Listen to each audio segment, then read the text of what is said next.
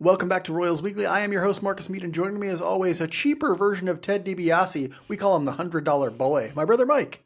Hey, the 90s wrestling fans are going crazy right now. I tell I you think that. that's our whole audience is just 90s Everybody's wrestling got a fans. price. Everybody's got to pay. I love right. Ted, the $1 Million Man. The Ted $1 Million DiBiase. Man, Ted. His kid, I think his kid is either a wrestler or was a college athlete of some sort. Oh yeah, well, athleticism runs in the family. We all know Ted DiBiase had it going on. So Elite athlete. elite athlete. That guy. On this week's episode, we will not just discuss 90s WWF wrestling icons. We will also look back at the opening series against the Cleveland Guardians, and then we'll talk some more about that series because that's all there is to talk about during our Spotlight segment. Take a look at why the Royals struggled a little bit in that series. And then at the very end, we'll preview this week's series against the Brewers and Orioles before talking about something unrelated to baseball. I do want to, right off the bat here, remind you to subscribe to our Royals Weekly Substack. It's only $5 a month. This week, for the first time ever, Mike's going to drop his Mike's Dropped episode on Fridays. So for the rest of the season, you're going to get 2 extra episodes every week and at least 1 piece of written content. Now, I wrote an extra piece last week on Mike Garcia and his offensive profile and the case for why he needs to pull the ball in the air more. Very good piece, I must say, about myself there, bragging on myself. I got really into it. $5 a month, Royals Weekly Substack subscription gets you so much extra content. Make sure you're doing that. Make sure you're also giving us a rating and a review on whatever podcast platform you utilize. Every rating helps us so much. Every Apple Podcast review helps us so much. I know we don't ask that much of you, but take 30 seconds, go out there, 5-star rating, really quick, funny Apple Podcast review. We'll read it on the episode. Once you write us an Apple Podcast review, we read those on the episodes. Haven't had one since like October of last year, right, Mike? Something like that. I don't know. We needed yeah, it's been so long he can't even remember. So yeah, throw us a rating on whatever platform and give us a review on Apple Podcasts. It's really, really helpful. We really appreciate it. We also have to remind you that BetOnline is the world's most trusted betting platform and your number one source for betting on all the madness, which is now almost over. I think we just have a Final 4 left. Yeah, I believe so. Yeah, all 1 seeds, if I'm not mistaken. All 1 seeds. Yeah. So those of you who bracketed all 1 seeds into the Final 4, good for you. Even if your bracket is busted, though, BetOnline has more ways to stay in on the action with a free Sweet 16 bracket, which is sort of gone now, and live bidding on every remaining tournament game. You can still do that. With the largest selection of odds on everything from college basketball to MLB, NHL, MMA, you name it, Mike, every sport out there. I watched golf today. They got, fucking pickleball, whatever. So yeah, BetOnline continues to be your number one sports betting source. From every Cinderella story to every hat trick, BetOnline has you covered with odds, stats, and more for every game, every play, and every win. BetOnline, the game starts here. We always start our review with roster news, but there was none this week because, not much happened this week. I guess if we want to just make a quick note of Vinny Pasquantino still didn't go on the IL and is playing as the DH. That was a little bit of injury news. Although I guess we could. Mike, do you want to talk about it's not a roster move yet, but in today's game, Jonathan India was hit in the face by an Emmanuel Clace fastball.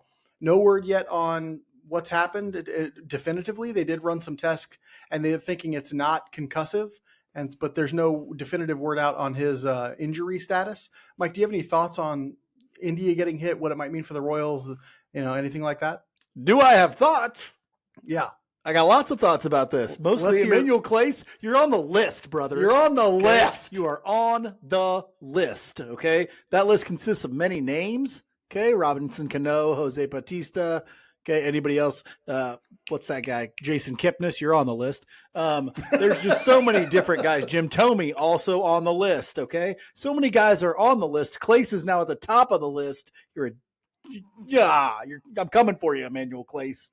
Okay, Clace, you bastard. I'm glad you gave me that update. I'd heard literally nothing. Hadn't heard anything yet. Hated to see it. Hope he's not out too long. And if I'm Jose Ramirez, I'm getting happy feet the first time I step in about 2 weeks when these teams play again. Yeah, I mean, that's going to be the case. And I hate that. I hate that about baseball, that that's a thing, but there's no way to punish Clace, or at least right now, there's no way to punish Clace for doing stuff like that. You have to punish his hitters, right? Like you have to trust that like that's the incentive structure. You won't headhunt because your guys are going to have to face the same thing, right? Like, and I don't know what's in Clace's mind. I don't know if he did it intentionally or unintentionally, whatever. Like, I think Alex Duvall, a good friend of the show, put out that it doesn't really matter. He thinks it shouldn't matter if it's intentional or not. There should be consequences for an inability to control your high level of velocity. And, Major League Baseball might actually have to address this in some way. Like, guys throw harder and harder now. If you cannot control the ball enough that you're hitting guys in the head or other parts of their body, you're putting them at risk. You're putting their careers at risk. You're doing all that sort of stuff. And that's not good, right? Like, but your number one priority as a pitcher, especially at that level, should really be player safety. Like it's the lowest bar on earth to cross, but you can't be hitting guys in the head with a 100-mile-an-hour fastball. You cannot be doing that's dangerous for their lives. That's putting their lives at risk. And so we need to address sort of how that takes place. Hopefully it's not a big deal for India. It did hit him squarely on the earpiece of his helmet, so hopefully that provided him with some protection. But we'll see on that front. I know that if it does mean that he's out for a significant period of time, the Royals are in deep trouble. Like their offense is struggling anyway. Like now do it without. And he's been India one of the ones everyone. that's been doing stuff. I mean, yeah, he's one of the only ones doing anything. And so, yeah, what a blow it would be to lose a series the way that they lost that one, and then also you lose your leadoff hitter in a game you were already going to lose. With the last hitter or something like that. So, yeah, that's my thoughts on that issue. We'll talk more about that as we get more information. On the field, the Royals dropped 2 of 3 in their opening series and frankly looked like poop doing it. I would just say, I think poop is the word I keep coming back to.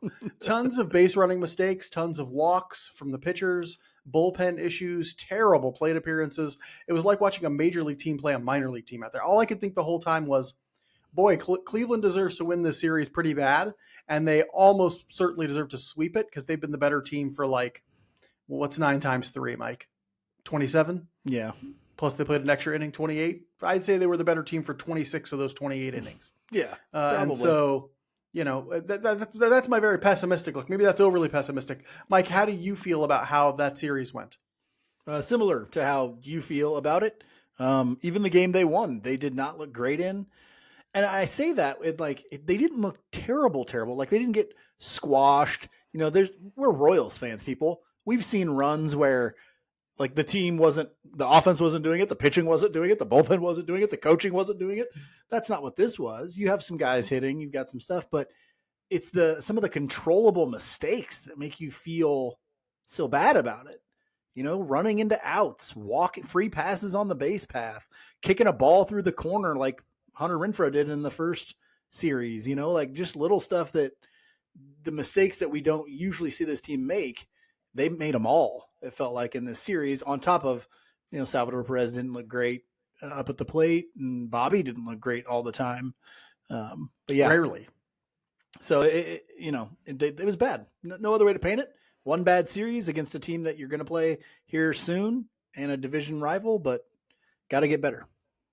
Yeah, it was just bad baseball all around. We're not talking like, oh man, they tough luck lost today and that sort of thing. I see no one saying, oh, they really deserve to win 2 out of 3 of that series. I don't hear anyone saying that because anybody with eyes can see that they did not deserve to win 2 out of 3 from that series.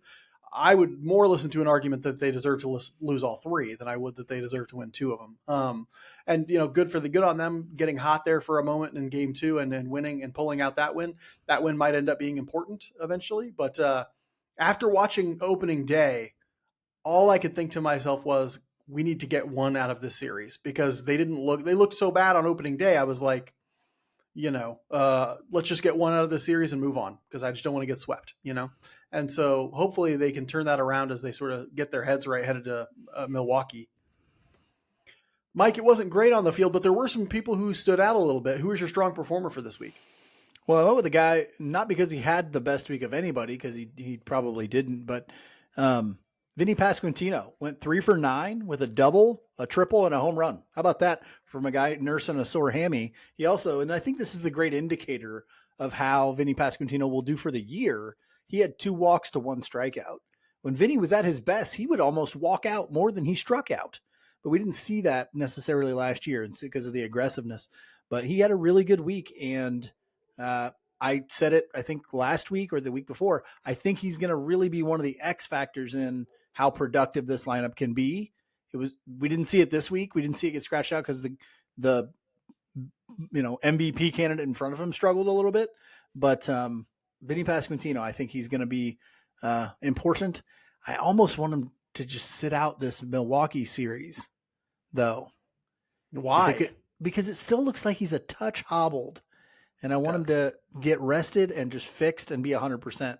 They need him badly. He's slow, but he looked real. Even though he hit a triple, he looked insanely slow. He only got a triple because the guy fell into the bullpen. Did you see that? Yeah, I saw that. Yes, I did. I've watched every second of every game. It was still a close play, too. Yeah. It was. But hey, good for you, Vinny. Don't. Yeah, you legged out that triple. You earned every second of it. That's right. Get the crash card out here. Yeah, I of course want him to keep playing because they need him. They need him so badly. Anybody who's hitting right now, they need. My strong performer for this week was also hitting a little bit this week. I had to bring him up because I wrote a post about him for the Substack, and when I'm right, I gotta let people know how right I am. And so, Maikel Garcia is my strong performer for this week. He went 4 for 10 with 1 double, 1 home run, 1 RBI, no walks, 2 strikeouts. I brought him up in part because at least 3 of those 4 hits are pulled balls. Are balls that he pulled, right? And the double today was one that he pulled. The home run he pulled. He had another single that he hit really, really hard over the shortstop that he pulled. The guy is having way more success pulling the ball in the air than he is with any of this all fields approach, spray the ball around, hit some weak ground balls to the right kind of crap. And so I think to me, the evidence is very clear. The case is very definitive that his offensive profile needs to look to pull the ball. And honestly, what I'm seeing at the plate is telling me that is what he's doing. So today, he went up there and he probably laid off half a dozen pitches on the outside third that were like good pitcher's pitches early in counts that previous Maikel Garcia would have tried to like shoot through the right side. And it's like, why are you doing that? You're ahead in the count, or it's so early in the count, you shouldn't be giving in and trying to get a single. Where you're still in good position to hit for power. He's been looking for pitchers to come in middle third or inside third, and he's looking to pull them. And that is great news for the potential for his offensive production this year. Yeah. Did you notice in the game he hit that home run? Ryan Lefevre earlier in the game had given the old him hitting a home run early last season really set him off track. And then later in the game, he tags one to left field and he's like, doesn't bring it up again. It's like, he didn't go, this is going to hurt him down the road. Yeah. And what a ridiculous concept. The notion that hitting for power is bad. Okay, I guess it is. What I find hilarious is he said that last year. He's like, trying to hit for power really threw him off track last year. Well, he stopped doing that like 3 weeks into the season. And what did he do? He 69 weighted run created plus. Well, he was trying to spray it to all fields for 5/6 of the season. What happened? Like the magical hit it the other way fairy didn't come down and spray him with enough fairy dust. Get out of here. Don't get me started, Mike. Mike's getting me started. I know how to push those buttons. I'm like, don't push these buttons. Don't push these buttons. Anyway, Mike, it obviously wasn't a great week of Royals baseball. We've seen better. Who was a weak performer out there for us this week? There were some people to choose from, but I went with just the generic bullpen arm that we thought might be trouble here. Sam Long, 2 innings pitched, 4 hits, 4 earned runs, 1 strikeout, 1 walk. You and I talked about how the bottom part of this bullpen is going to be a big kind of deviator between, is this an elite bullpen or is it just above average? And early in the season, starters don't go as deep into games. And right now, those guys got exposed in this first series and looked really bad, like all of them. And I'm going to bring it up a little later too. Yeah, I have some stuff to say about that later as well. But mark me down for also with thoughts on that one. Sam Long, rough stretch out there. Now, relievers are volatile generally, so I think you got to kind of give him a larger sample size. But I will also add that there should be an additional earned run, quote unquote, on here, because didn't he give up the inherited runner in extra innings, which they don't count as an earned run. but still obviously doesn't help your team. I don't know. This is just what they had on the thing. Okay. All right. So yeah, it is only 4 earned runs. I mean, that'll be the official stat. But what I mean is he also, I think, let an inherited runner in that was like the ghost runner on second in extra innings. Okay. And so, yeah, either way, he had a big hand in losing a couple games this week. My week performer for this week is a guy who is usually on our strong performer list. And it's not just the stats, which weren't good. It's also the way he's going about things. That is Bobby Witt Jr. is my week performer for this week. He went 3 for 13, 1 double, 2 RBI, 1 walk, 5 strikeouts, 1 stolen base, 1 caught stealing. Mike, if I asked you to look at that line and say, what stands out to you as the reason Bobby Witt Jr. had a bad week, what would you point to? I would point to 5 strikeouts. That's what I would point to. Yeah. 5 strikeouts and only 1 walk. We've talked frequently about all you got to do is look at those 2 numbers and you can kind of see which direction things are going for Bobby generally. He was way, way, way over anxious in game 1 and 2, frankly. And as a result, he was swinging out of his shoes. At one point, I think I'd clocked him for like 7 out of 8 of his plate appearances. He was down 0-2 in the count. 7 out of 8. Isn't that crazy? Right? Like, to think about a professional hitter doing that, that's wild. And so way over anxious, way too eager. And part of me doesn't wonder if it's expectations, right? Like this team has really never faced any sort of expectations at this level of being successful. And Bobby has double expectations because he's got team expectations. And you also have the fact that he's the betting favorite to be the AL MVP. And it's like, you're hearing all the stuff, you're hearing that you're going to be great. You're hearing all this stuff. Sometimes you can put a little pressure on yourself. And I'll tell you, it looked like he wanted to hit a 5-run home run with nobody on base every single time. Yeah, that was especially, and you also feel the weight of like, hey, he knows what this offense is. He knows how important he is to this offense. He knows how much he needs to produce. And yeah, it was a little bit hard to watch some of those plate appearances. That last one today, now granted that's after Jonathan India just took 100 miles an hour to the head. But I mean, it was like he didn't even want to be out there. He's like, yeah, all right, I'm good. And then he just had some opportunities too with guys on base because Jonathan India was on base a lot in this series, and you gotta hope for more out of him. Yeah, it's hopefully there were a couple of good plate appearances mixed in. It was clear at one point he was the double thinking to himself. Yeah, the double was a good plate appearance. There was a good plate appearance right before that was ended up just being a pop out, but it was a really good plate appearance, all good swing decisions and all that sort of thing. And so you kind of, more of those and better outcomes will come. But man, this over aggressiveness, it's the one flaw in his game, honestly. Mike, in a week where the Royals did not look great on the field, what's the theme that you're going with? I went with a classic lyric from who is that? Is that the Talking Heads? Thom Yorke? No, that's Radiohead. Sorry, Radiohead. Thom Yorke's the lead singer of Radiohead? Or the guy who wrote this? Good. Yeah. Good stuff. It's from their classic song, Creep. It's, I'm a creep, I'm a weirdo. What the hell am I doing here? There you go. Sing it. I don't belong here. That's his British. Yeah, I love that song for the guitar part in there. It's brilliant. Johnny Mears is a brilliant, brilliant man. But that's how I feel. What the hell are we doing here? Yeah. Like, what the hell are we doing here?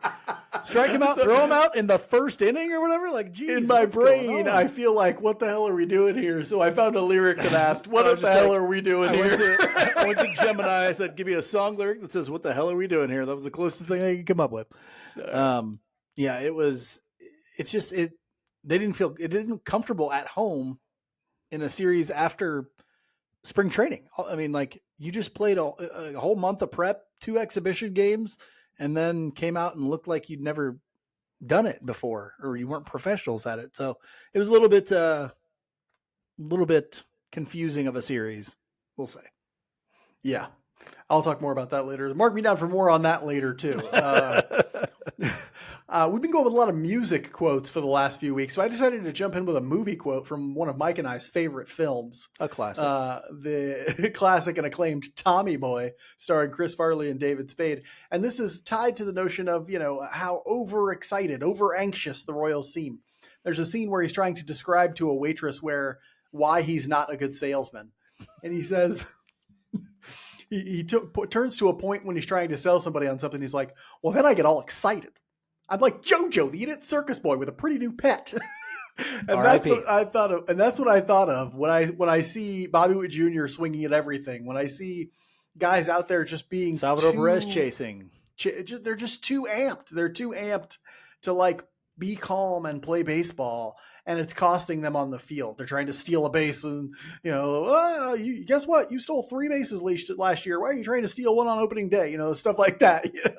And so that's just where I had real Chris Farley overamped vibes from the team. MJ Melendez is like that as well, or was as well Mm-hmm. in his plate appearances at times. You're like, hey, and could you have matched him up with a worse matchup than Gavin Williams? I mean, I get it, he's right-handed, but Gavin Williams specializes in high heat. Mm-hmm. What do you like? Interesting choices being made in this series. Royals Weekly is brought to you by All in Physical Therapy, who are happy to announce that they will soon offer strength and conditioning programs for youth athletes. Starting in June, they'll offer strength and conditioning for athletes who want to gain an edge on the football field, basketball court, or wherever. I'm trying to get my 40 down under 5 seconds. Still a long way to go on that one. Yeah. Where is it at now? About seven and a quarter. Okay. 7 and a quarter. And of course, All in Physical Therapy still offers the best in recovery from total joint surgeries and sports injuries, hips, knees, shoulders, elbows, you name it. They're helping you recover from it, especially Mike after this 40 he's going to run. But anyway. I'm hoping to get all of those replaced, by the way. I want to be just like a transformer, the bionic man kind of a thing, shooting laser beams out of my eyeballs. Who was the guy from Archer? I forget.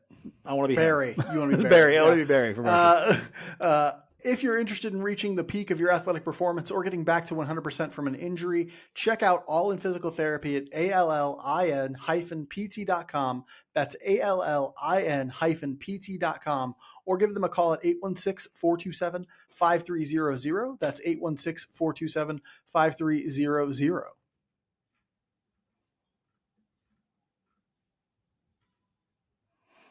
We really only have one thing to talk about, so we're going to really dig into that one thing, and that's the opening series against Cleveland, as painful as that might be.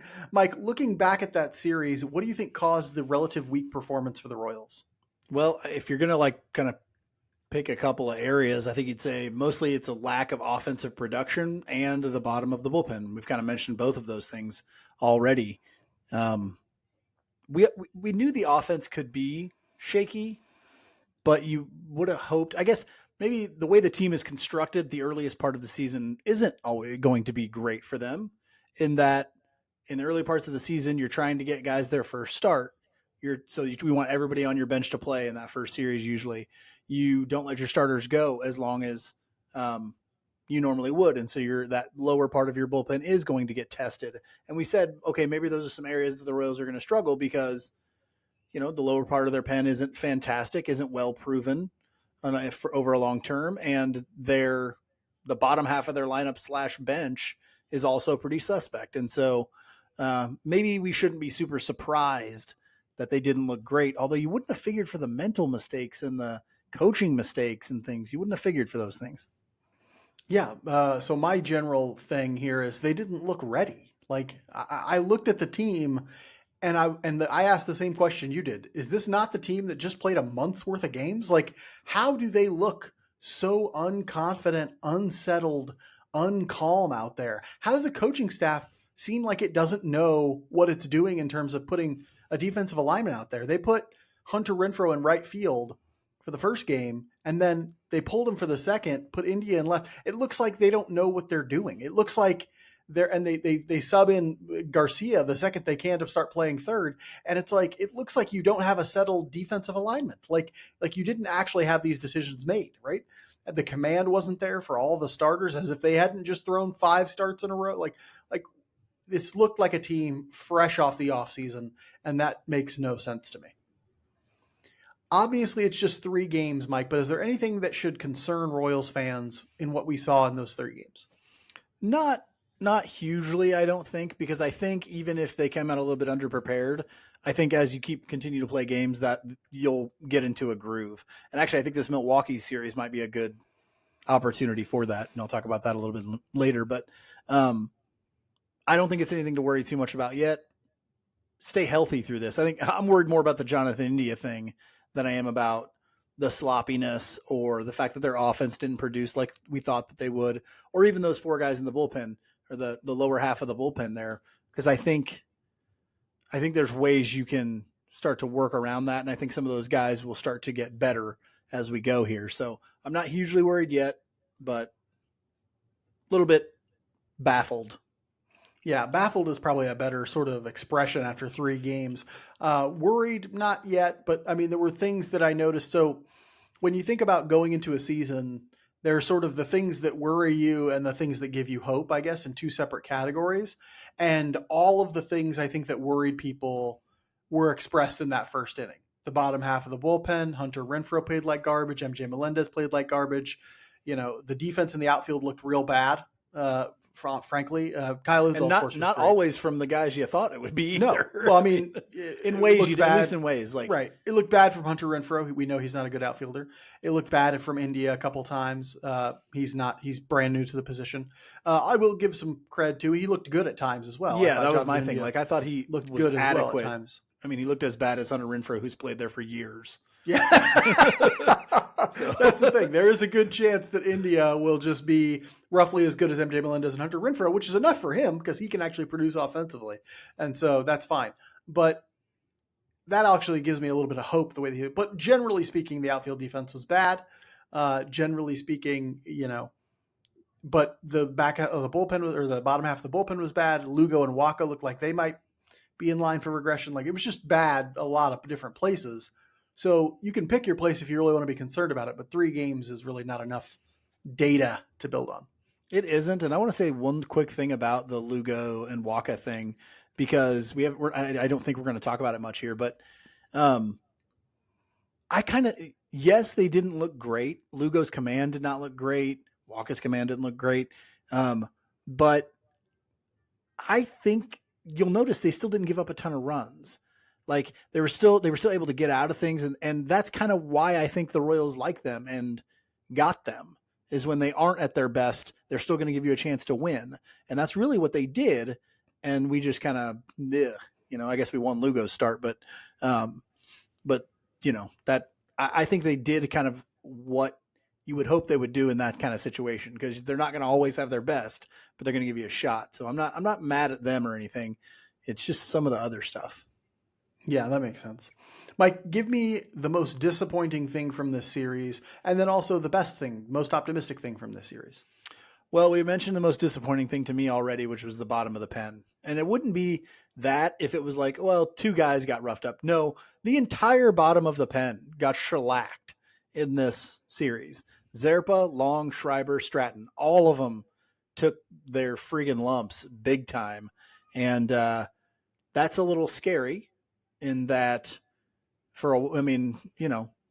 these guys all pitched like their top amount of innings all these starters did last year, with the exception of Bubic, and you can't have them pitching in the 7th and 8th every game, or especially early in the season. So we're going to need to lean on some of these guys.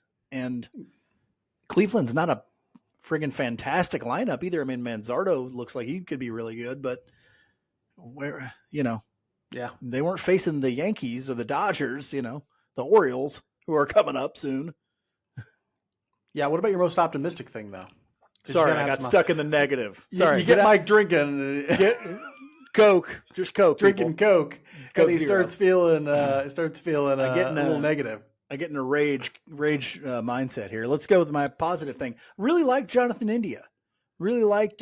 We talked about the defense a little bit. That he looked adequate. I thought, although one of the like sliding catch that he had, and they were like all praising the route to that ball was enough to make your stomach hurt. It was terrible, but still, he did okay. I think he's athletic enough to cover up for some things out there, the finer points of left fielding. But I really liked him at the plate too. He was on base 6 times in this series. I think he had 3 hits. He went 3 for 11, but he'd gone on base 3 other times and was out there and did all that stuff. Now I'm worried about the head thing, but hopefully that isn't too bad. And and if he can keep table setting like that, I think Bobby gets back to being Bobby. Vinny, if he can keep going. And we know Sal, he can go on streaks where he's the hottest hitter on the team. So keep going, Jonathan India. I've been impressed so far.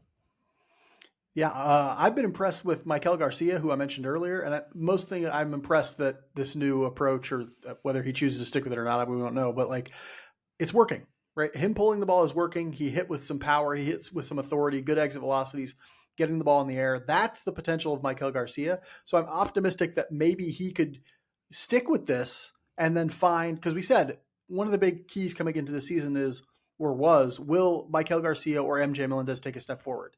And if they did, that made this offense a lot more dynamic. If he continues down this path, he will be a very good hitter. If he decides to abandon it again, he won't be. That's just the basics of it. And so optimistic about that because right now he's doing it. I'm a little disappointed in Bobby Witt Jr. Now, you could take this sort of two ways. He was disappointing in this first series, and for reasons that he really does need to address, which is like, in opening day or in playoff games, can you calm yourself down and just be the player who you are, right? He needs to address that. But ultimately, the flip side is this is Bobby Witt Jr. didn't play well, and boy, won't it be great when he does. And like when he starts picking it up, that means really, really good things when he and Vinny are hitting, if he can get India still playing well and that sort of thing. So in some ways, the fact that he's disappointing can also be an upside if we think, wow, they can go far once he turns it around. Mike, what do you want to see from the Royals in the Milwaukee series to turn things around? What I would really like to see is, I think probably the easiest thing to fix is you got to cut out the mistakes. And I mean coaching side and playing side. You got to have your best matchups in there when you can. You have to, be able to limit the run game if it's not working. Okay.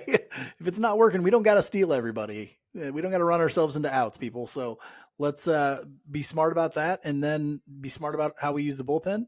And then some of those offensive guys calm down a little bit. I think those sloppy things will go away. And then the other thing I would really like to see in this Milwaukee series, a big offensive breakout game, preferably in game one, so that guys can start to get some confidence. That'd be fantastic. Have the Brewers not suffered enough? I know, and we're going to get into that. Wouldn't it be hilarious if the Royals come out and just like smack 15 or 20 on them? Yeah, that'd be hilarious, man. If you don't know, the Brewers gave up something like, what was it? I think it was 7-1 game in that 20-run game. Yeah. 7 home runs in one game to the New York Yankees the other day. Gave up something like 21 runs. It was rough. And then, it was 20. And Nestor Cortez just got lit. Former Yankee Nestor Cortez just got destroyed. Yeah, I told you he was going to, didn't I? He's not told very you good. That was, and so, it was wild. So, I'd love to see that big offensive game too. You're not going to get any pity from us, Milwaukee. And so, I'd love to see them bust out. I'd also love to see that come from a level of confidence and comfort out there, right? Like, show me that you've shaken off the opening day jitters because, man, you're 3 games in and you look so amped for every single moment, They need to have that level of confidence. And I think you're right. That comes from the coaching staff too. Be confident that when this situation arises, we're putting this guy in. There's a rationale and a reason for these defensive linemen, all that sort of stuff. Be confident that you don't have to put on some crazy play, or whatever, just do what's got to be done there. I think that confidence can emanate out from the coaching staff having a real clear understanding about what the lineups are going to look like, how the people are going to be positioned defensively, all that sort of stuff. And then also, and this is just a pet peeve of ours for going back the whole last season and this season, damn it, hit a starter for Christ's sake. Like they haven't started offensively until the 8th inning in the last 3, and I didn't need these 3 games, right? And so, yes, show me you can hit a starter by hitting some of these quote unquote starters from Milwaukee.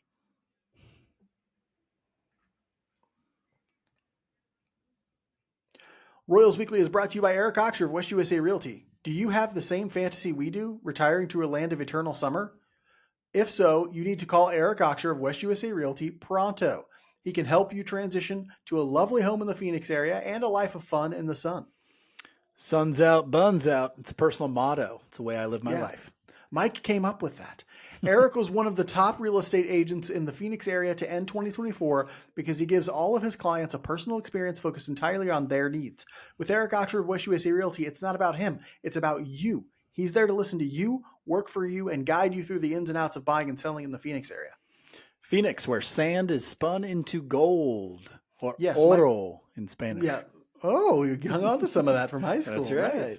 Find Eric Oxer of West USA Realty online at ericoxer.com. That's ERICKAUXIER.com. Or just give him a call or shoot him a text at 480-383-9745. That's 480-383-9745. If you're at all interested in what a life in the Phoenix area might hold, let him make the experience all about you. The Royals hit the road for a 3-game series against the Brewers this week before they had a day off and then a trip back to Kauffman for a 3-gamer against the Baltimore Orioles. Basically, things don't get any easier for them. Mike, tell us about the Blue Crew while I quickly fill in a little bit about the Orioles because I forgot to put that on here.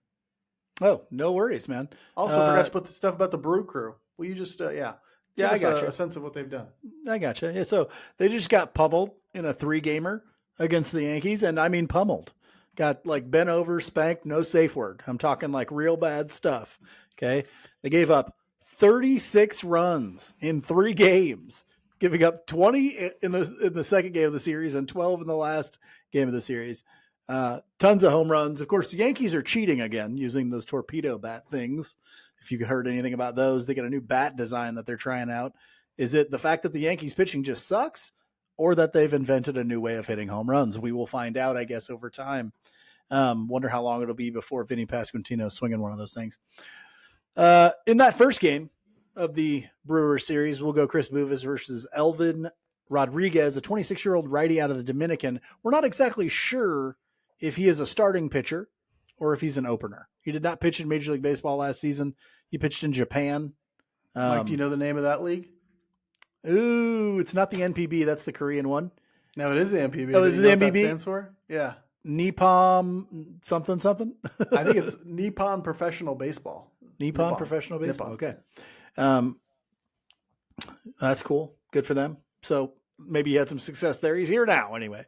So he's got a 4-seamer in the mid-90s, a slider, a changeup, a curveball. All that pitch data is from 2023 because he pitched in Japan last year. In that second game, Michael Lorenzen will go against, we do not know. There is no announced starter yet for the Brewers. Looks like maybe that could be a bullpen game as well or something.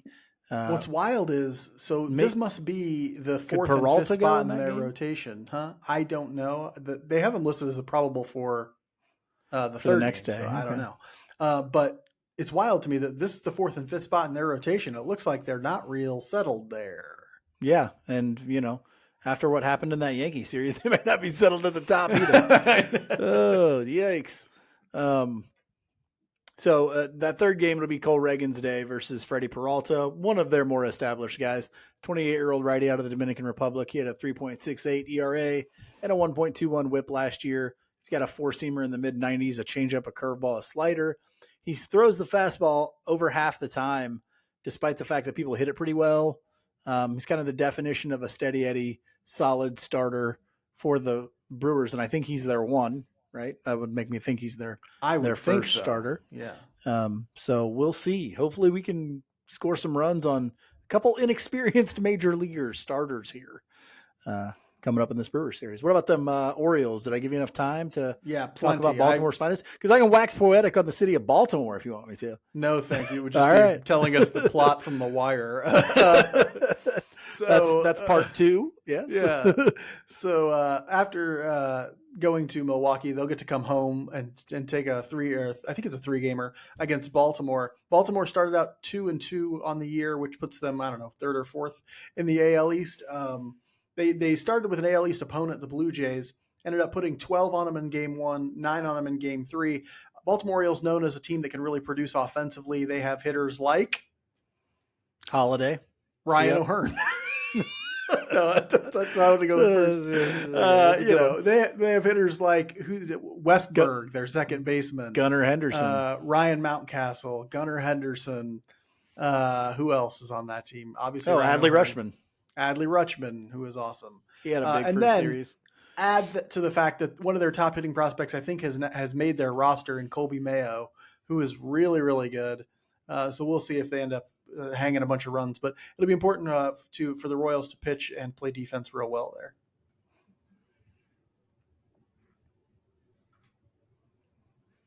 We'll end this week's episode like we end every episode with the Just A Bit Outside segment, where we talk about something that's intriguing to us outside the world of baseball. Mike, I always love your Just About Outsides. So does Riggs, because they're so out there, so off the wall. One week they're about pretzels. The next week they're about, I don't know, stretching or something. Who knows? And so what do you got for us this week? Just the hard-hitting stuff from me. Just the hard-hitting stuff. Real deep thinkers. I just want to bring up a little something, just things to remember about teachers as we go into spring break. A lot of people are on spring break or have already had spring break. Mine is next week. And so I wanted to kind of remind parents especially about all things to remember about your teachers. One, we like spring break. We do a lot, and we do not want to answer emails over spring break or over the weekend as well, but definitely not over spring break. So don't be surprised if you don't hear back from your child's teacher on spring break. We also go do things if we, can on spring break. Mm-hmm. The other thing is this, and this is one that I've been struggling with some recently, is that if you have a child in middle or high school, secondary school, you have to realize that teacher has 140 plus students a lot of times. Okay. And so though I am there and I care about how your child does and I want them to succeed, you have one child to 5 children, possibly. You don't see too many people with 5 children, but I have 140. So help your teacher out by paying attention to how your child is doing and then connecting with them when you have concerns. Don't get angry that they aren't contacting you and you find out late. Okay. Hey, I didn't realize my child was failing midway through third quarter. Well, guess what? Neither did I, because I'm watching 104. I'm trying to watch 140 kids, and that guy just stabbed that other kid with something. And so now I have to deal with that. And so I didn't catch that little Timmy slipped below a D-. You're going to have to pay attention to that one. Okay. Yeah. So, that's just a little reminder there as we get into spring break. Enjoy your time with your children, and just realize that your teachers also enjoy family time. Yes. I'm coming off my spring break. This is the last day of my spring break. Although I worked every damn day of it during the week, except for Thursday. Well, I had so much to catch up on. College professors aren't we have a lot to catch up on during spring break usually. And so I worked every single day except for Thursday. And so, but appreciate those teachers in their free time. I'm talking about something that also should have universal approval. I mean, universal approval. Okay. The joy of dogs. I'm reminded of the joy of dogs right now. I do not even own a dog, but yesterday my neighbors are getting this house ready to sell. They're fixing it up. And so they were back over at it. They live at another house a mile away, but they own this house too. They were back over at it yesterday to paint and stuff. And they brought their dog with them.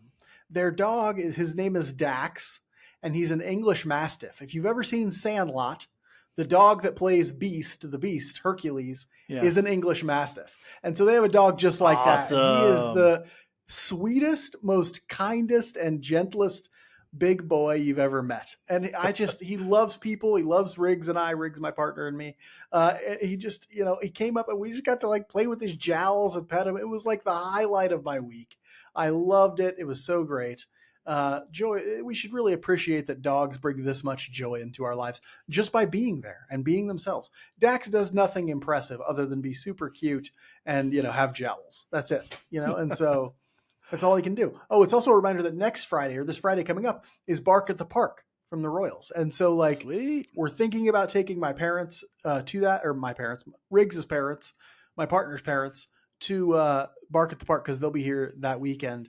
But we'll see if they want to go to a baseball game after driving here from Pennsylvania. But just a reminder, appreciate the joy that dogs bring into your life. Also, a reminder, thank you for joining us here on Royals Weekly, presented by Bet Online. Make sure you're subscribing to that Substack. Make sure you're out there rating and giving us good reviews on Apple Podcasts. We really appreciate it. We will be back next week with another episode. Until then, be good to each other. And go Royals.